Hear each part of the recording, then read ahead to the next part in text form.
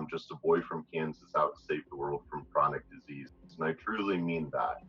Nobody is in control of your health but you. I can't heal you. Your doctor can't heal you. You have to heal you. And it's all about having the education and empowerment to know what you need to be changing within yourself, within your life, to set your soul free and accomplish that best life that we all like to talk about. And I truly believe that the greatest medicine of all is to teach people how not to need it. I'm Brendan Vermeyer, the original Holistic Savage. Welcome to the Holistic Savage podcast.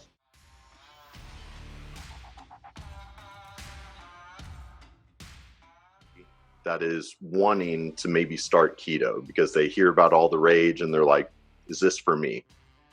Yes, great setup. Well, there's no cookie cutter approach to our health, and keto is the same thing. And as you just said, it's a tool in the toolbox.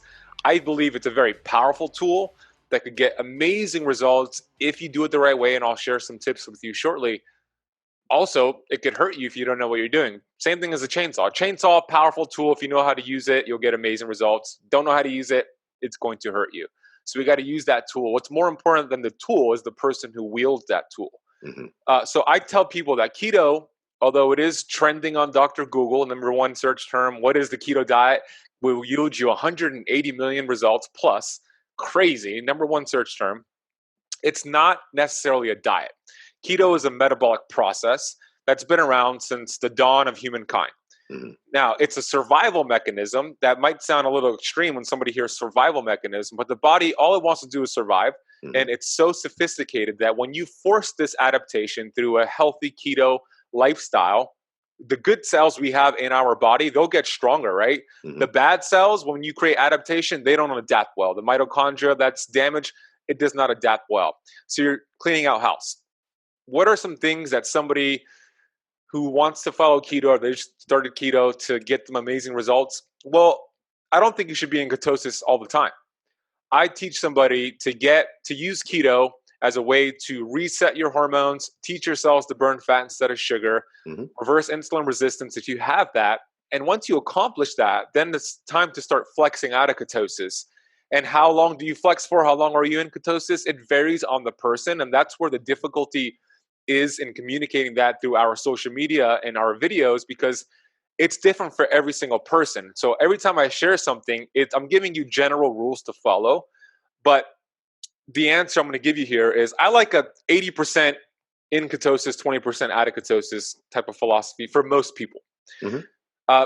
So what are some things to consider, though, when you start going into keto, into a high-fat, low-carbohydrate diet? Number one, you got to make sure your liver and gallbladder are efficient. Mm-hmm. That liver is pumping out healthy bile to break down that fat, because bile not only breaks down that fat, not only acts as a detergent to break down all the fats on keto, but it's also what's going to help remove toxins from the body. Mm-hmm. And when you lose weight on keto, guess what gets dumped into your bloodstream? Toxins. And I'm sure Laura probably spoke about that, because all these fat-soluble toxins, they get stored in our fat cells as a survival mechanism. The body is so brilliant. So when we start to lose weight on keto, our body cannot burn toxins for fuel.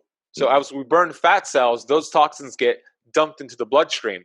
And if you have sluggish bile because you have a fatty liver and that liver has been beat up all your life, then all of a sudden you cannot remove those toxins and you'll feel like crap, and you cannot break down that fat and you'll feel like crap. And all of a sudden you're thinking, keto doesn't work for me.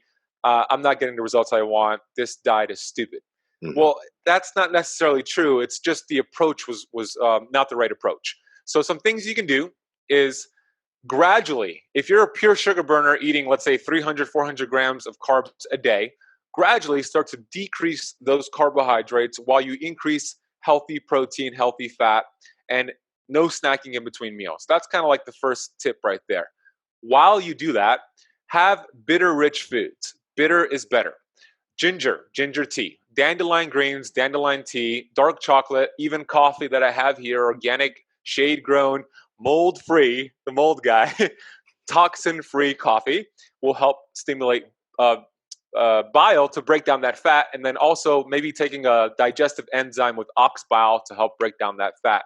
That'll make a big difference.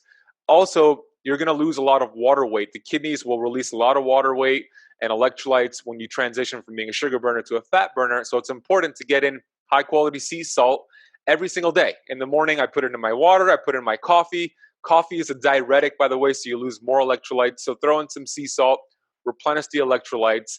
Those 2 tips right there will go a long way with feeling better and avoiding the keto flu, which is really just the carbohydrate withdrawal symptoms going on. So that's the first step, and we could take it from there. Dude, that was literally the best intro to keto I've ever heard. And I've talked to many of people. You touched on some absolutely crucial pieces there. I'm really glad you brought up the toxin release and toxin storage of fat cells and the bile flow. Because absolutely, I think any kind of weight loss program needs to also be a detoxification program, period.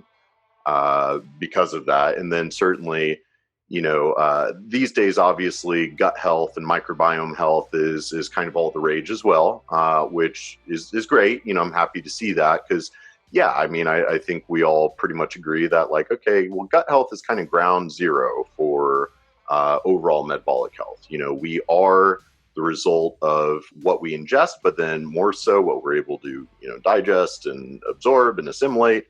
And so certainly, yeah, that bile that's going to help us emulsify those fats. But like you said, all of the toxins that get processed in the liver get dumped in the bile. And a lot of Americans, a lot of people have biliary stasis or, I was just doing recordings for my course yesterday and, getting into the methylation modules. And so then it's like, oh, well, you have 50% of the population has, deficient methylation.